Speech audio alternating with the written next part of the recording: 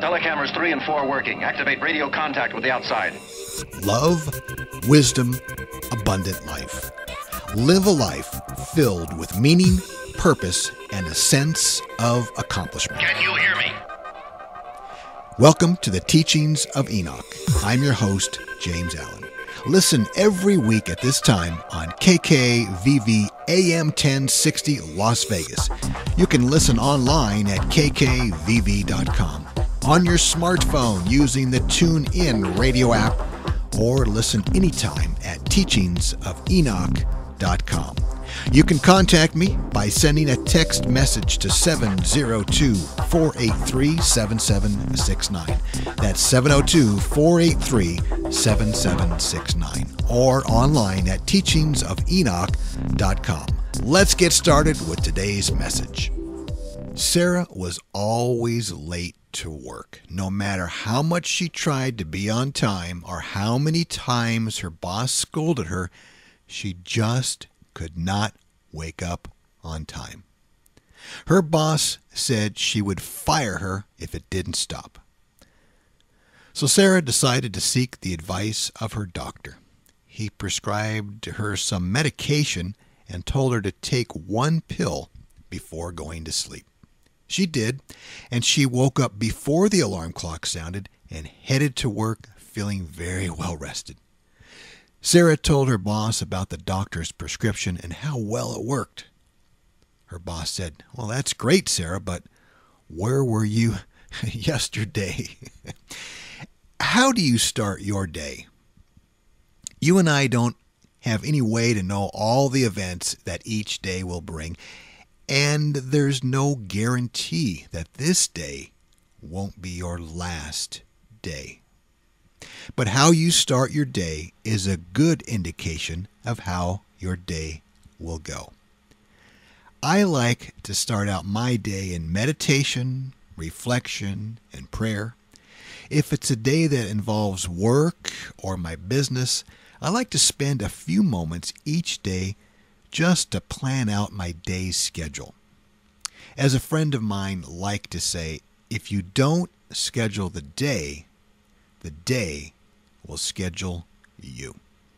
Spending a few moments at the start of each workday makes us focus on setting priorities for the day and gives us solid goals to achieve for the day.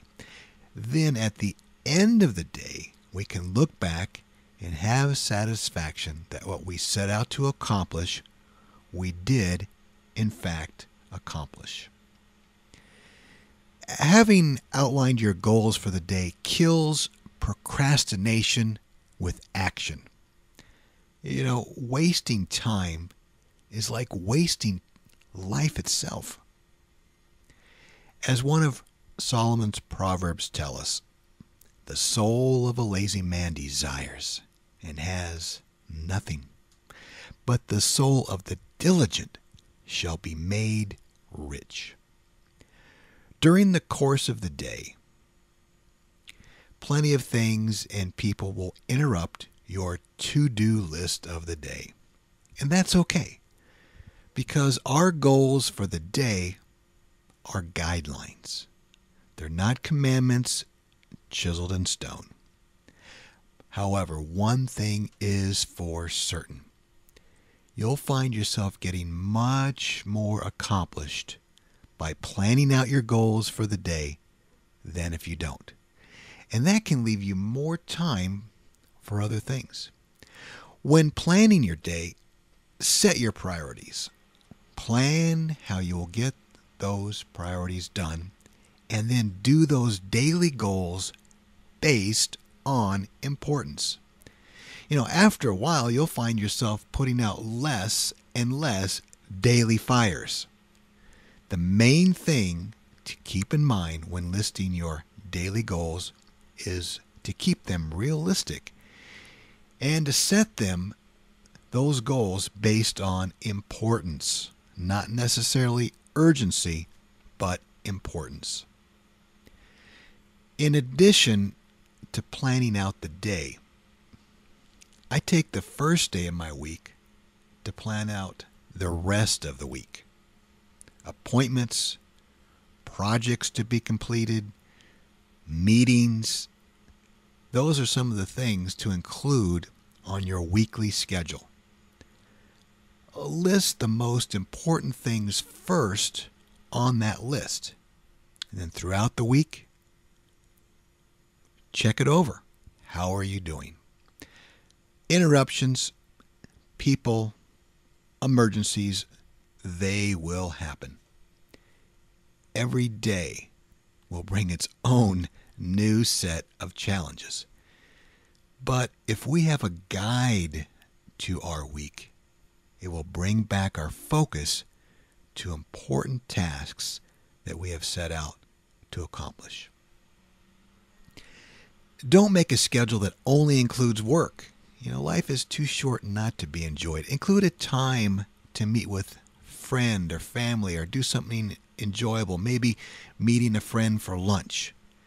It's important to make life enjoyable, to savor life, and to cherish each and every day. As you work through your daily and weekly goals, you'll find that you won't have time for things that waste your time. The harder you work towards your target, the less time you'll have at wasting time on television, your computer, or other time wasters.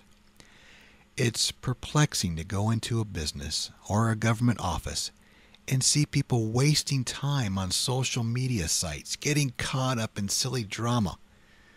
You and I are called to a higher purpose. Don't let time wasters rob you of the precious time allotted to us. Live your dreams. Achieve your goals. Look, we only have so many hours in the day. Don't you want to feel a sense of accomplishment and satisfaction? You won't find that by wasting precious minutes. Once they are gone, you will never get them back.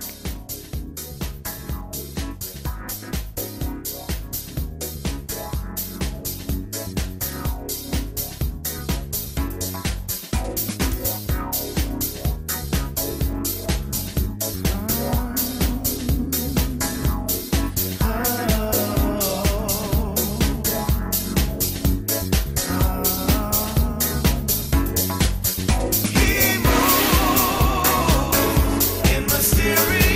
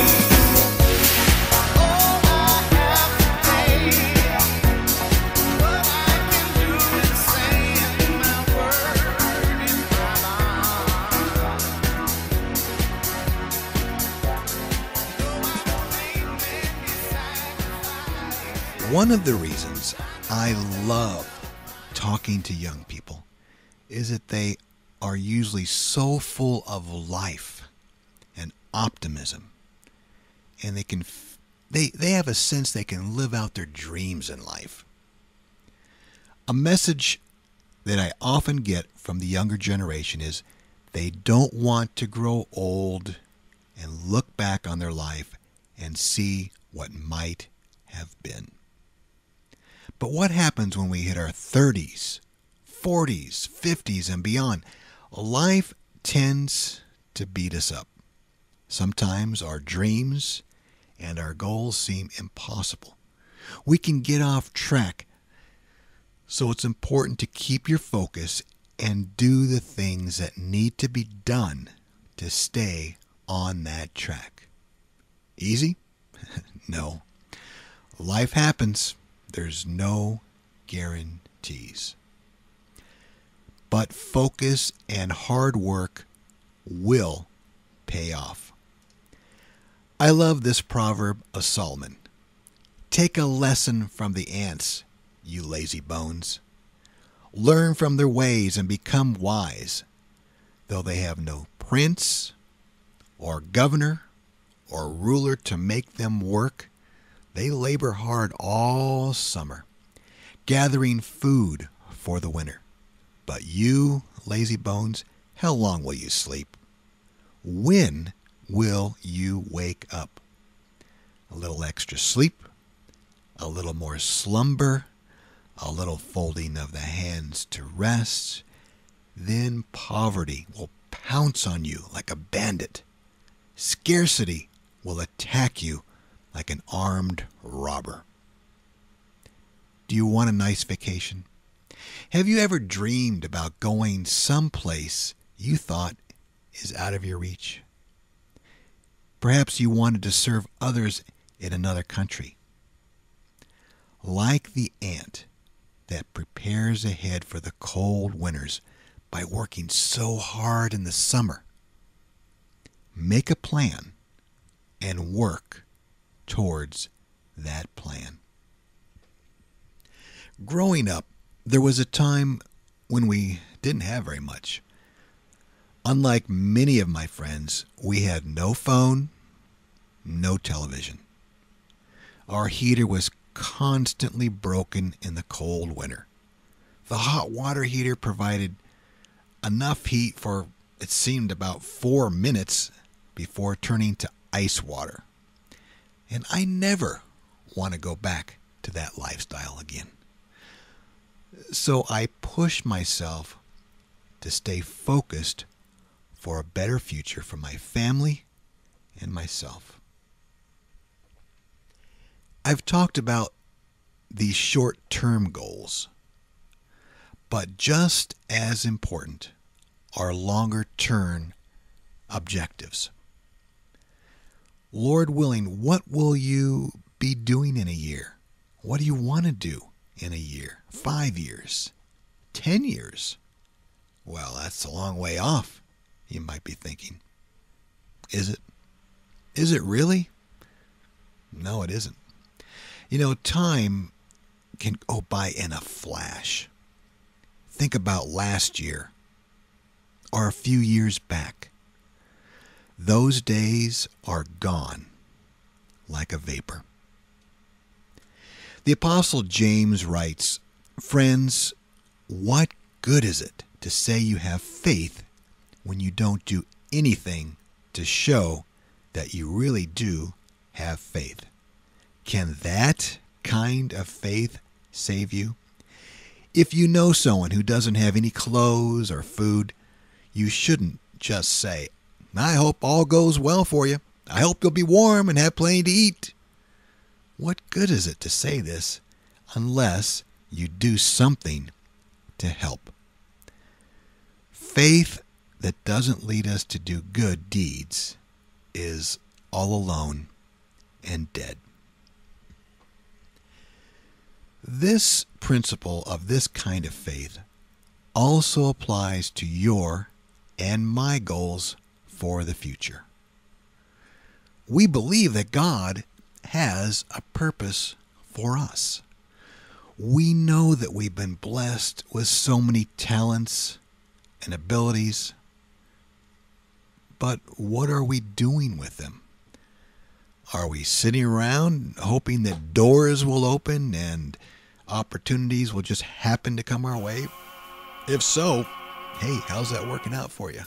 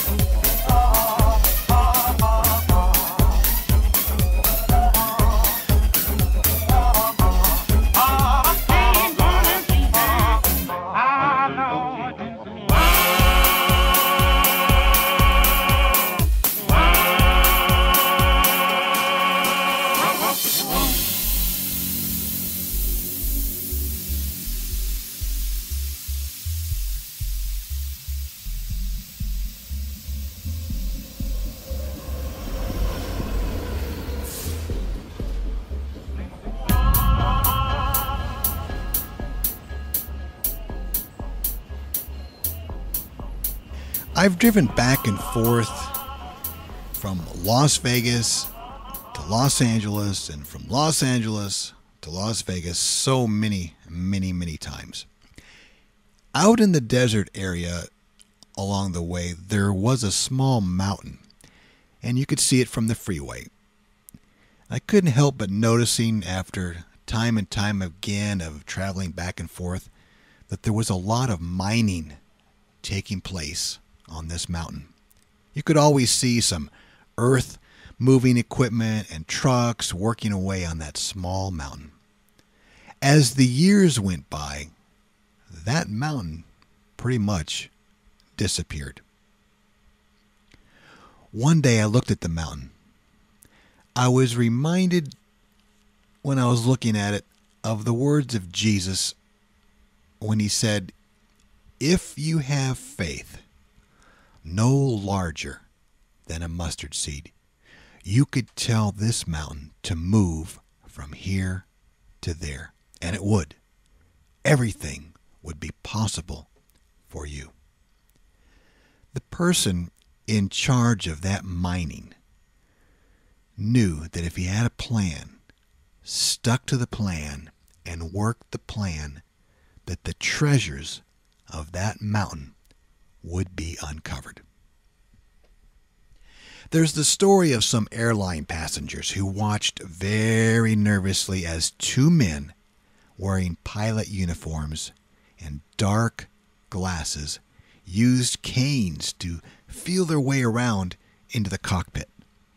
Minutes later, the plane is barreling down the runway, and the passengers all start to get scared because the water's approaching right at the end of the airstrip, and it's getting closer and closer.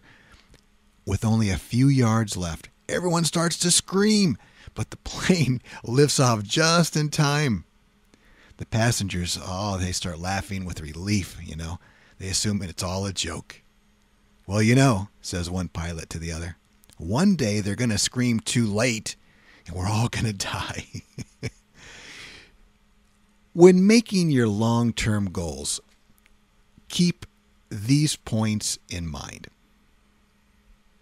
Set goals that are hard to reach, but not impossible. If you make your long-term goals too difficult, you just might give up.